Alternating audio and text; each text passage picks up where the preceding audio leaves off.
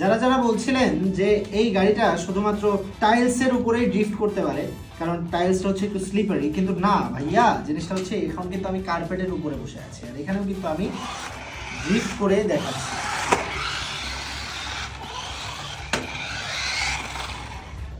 কিন্তু অনেক গোটা গোটা খাচ্ছি আমি। যারা ভালো চালাইতে পারেন তারা হয়তো আরো ভালো মতো চালাতে পারেন। তেরে লিয়ে ওই যে একটা গান হয় না, তেমন আর কি ব্যবস্থা।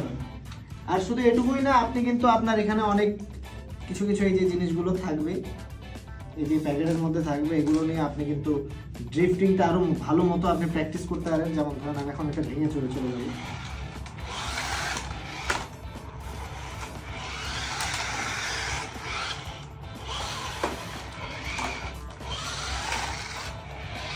চলে আসি, তাই দেরি না করে লিলিপুর শপ থেকে, আর এই যে এটা হচ্ছে যেটা দিয়ে আমি এটা কন্ট্রোল করতেছি, তাই দেরি না করে লিলিপুর শপ থেকে আজই নিয়ে নিন এই ড্রিফট কার।